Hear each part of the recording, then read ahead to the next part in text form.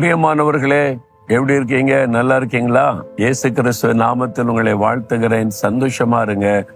நீங்க சந்தோஷமா மன மகிழ்ச்சியா வசனத்தை கவனிக்கணும்னு சொல்லிதான் நாங்க விதவிதமான இடத்துல போய் உங்களுக்கு இந்த வசனத்தை சொல்வதற்கு இடத்தை தேட கண்டுபிடிச்சு அந்த மாதிரி இடத்திலிருந்து உங்களோடு பேசுகிறேன். இந்த இடம் உலக பிரசித்தி பெற்ற நயாகரா நீர்வீழ்ச்சி.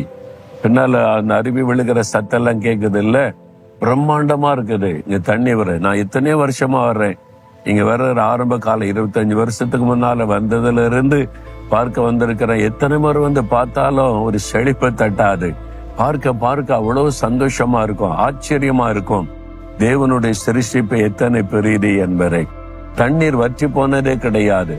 நல்ல உறை பண்ணி காலத்துல கூட தண்ணீரெல்லாம் உறைந்து விடும். அப்பொழுது தண்ணி வந்து கொண்டே இருக்க, விழிந்து கொண்டே இருக்கும், எப்பொழுதுமே வற்றாது. அந்த மாதிரி ஒரு பெரிய ஆசீர்வாதத்தை இங்கே பார்க்க முடிகிறது. சரி, இன்றைக்கு ஆண்டவர் எனக்கு என்ன வசனம் வைத்திருக்கிறார் அப்படின்னா, உபாகமம் 15ஆம் அதிகாரம் 6வது வசனம். ஆண்டவர் சொல்லுகிறார், ஒரு தேவனாகிய கர்த்தர் நான் உனக்கு சொன்னபடி உன்னை ஆசீர்வதிப்பதினால் நீ அநேக ஜாதிகளுக்கு கடன் கொடுப்பாய், நீயோ கடன் வாங்குவதில்லை. ஆண்டவர் சொல்ல, என் மகனே மகளே, நீ கடன் கொடுக்கிறவனா இருக்கணும், வாங்குகிறவனாக அல்ல. அப்படி உன்னை ஆசீர்வதிப்பேன் அப்படின்னு சொல்றார்.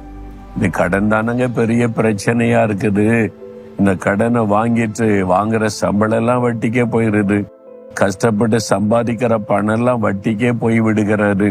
ஏன் கடன் வாங்குனீங்க? பிள்ளைகளை படிக்க வைக்க, திருமணம் செய்து கொடுக்க, பிசினஸ் காரியமாக, திடீர்னு ஏற்பட்ட ஒரு விபத்தினால உண்டான ஆஸ்பத்திரி செலவு, இந்த மாதிரி பல காரியங்கள் நம்முடைய வாழ்க்கையில வந்துருது. அதனால கடன். சிலருக்கு ஒண்ணுமே இல்லாட்டா கூட கடன் வாங்கி கொண்டே இருக்கணும்.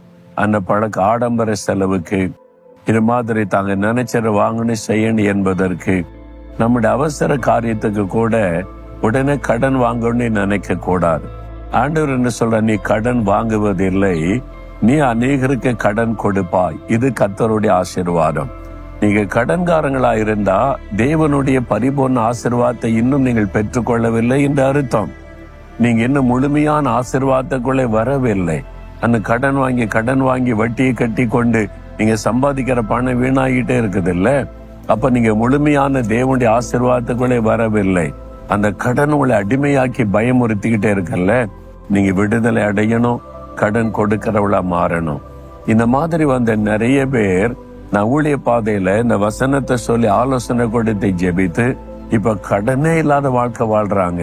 நிறைய பேர், 1-2 பேர் அல்ல, பிசினஸ் செய்யறவங்க, வேலை செய்யறவங்க, நிறைய பேர் கடனே இல்லாத மகிழ்ச்சியான வாழ்க்கை வாழ்றாங்க. கடன் இல்லாம வாழ முடியுமாங்க? ஒரு பெரிய பெரிய தொழிலதிபர்லாம் கடன் வாங்குறாங்க. தேசமே கடன் வாங்குது. கடன் இல்லாத தேசமே கிடையாது. உண்மைதான். அந்த ஆண்டவர் உங்களுக்கு வாக்கு கொடுத்திருக்கிற, நீ கடன் வாங்குவதில்லை.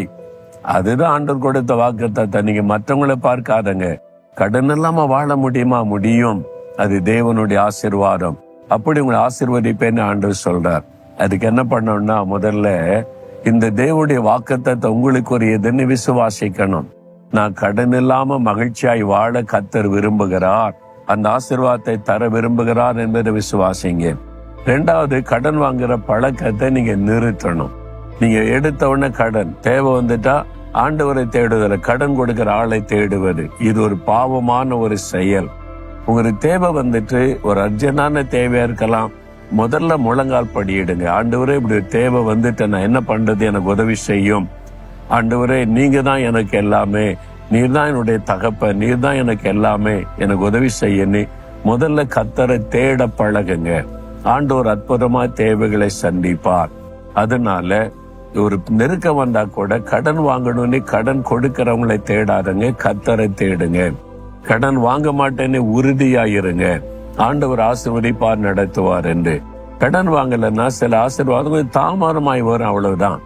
நீங்க அவசரப்பட கடன் வாங்கி வாங்கி வாங்கி வட்டிக்கே உங்களுடைய சம்பாத்தியம் எல்லாம் போனா அது ஆசீர்வாதம் அல்ல. சில பொருளை பெற்றுக்கொள்வதற்கு கொஞ்சம் தாமதித்து பெற்றுக்கொள்வீங்க, அவ்வளவுதான். நீங்க கடன் வாங்கி உடனே பெற்றுக்கொள்ளணும்னு நினைக்காதங்க. அதற்கு உங்களை அர்ப்பணித்து விசுவாசத்தோட, ஆண்டவரே, கடன் இல்லாத ஒரு வாழ்க்கையை எனக்கு தாங்க, இந்த கடன் பிரச்சனைங்கிற இக்கட்டிலிருந்து விடுதலை கொடுங்க, என்னை ஒப்பு கொடுக்கிறேன்னு சொல்லுங்க, உங்களுக்கு விடுதலை. முதல்ல நீங்க ஒப்பு கொடுக்கணும். நான் இனி என் தேவைக்கு உண்மை விசுவாசிப்பேன். ரெண்டாவது, இன்னைக்கு கடன் வாங்க மாட்டேன். இருக்கிற கடனை கொடுத்து முடிக்க எனக்கு உதவி செய்யுங்க. நான் எல்லாத்தையும் கொடுத்து முடிச்சிருவேன். யாரையும் ஏமாத்த மாட்டேன். கடன் வாங்கினவங்களை ஏமாத்த மாட்டேன். கொடுத்து முடிச்சிருவேன். எனக்கு நீங்க உதவி செய்யுங்க ஆண்டவர். அந்த ஆசீர்வாதத்தை எனக்கு தாங்கன்னு கேளுங்க. அந்த ஆசீர்வாதத்தை ஆண்டவர் உங்களுக்கு தருவார். இன்னைக்கே தருவார். இப்போ ஆண்டவர் உங்களுக்கு தருவார். விசுவாசிக்கிறீங்களா? அப்படின்னு ஆண்டவருடைய சமூகத்தில், ஆண்டவரே, நீர் கொடுத்த அந்த வாக்குத்தத்தத்தை எனக்குரியது. கடன் இல்லாத ஒரு வாழ்க்கை எனக்கு தர விரும்புகிறேன். என் கடன் பிரச்சனை முழுமையா எனக்கு விடுதலை தாரும். இனி நான் கடன் வாங்க மாட்டேன். கடன் கொடுக்கிறவனாக என்னை ஆசீர்வதியும். யார் யார் இந்த விசுவாசத்தை ஜெபிக்கிறாங்களோ, இந்த மகனுக்கு மகளுக்கு இந்நிக்கட்டு இந்த விடுதலையாக்கி ஆசீர்வதித்து கடன் கொடுக்கிறவர்களாய் மாற்றும். இயேசுவின் நாமத்தில் ஆமேன், ஆமேன்.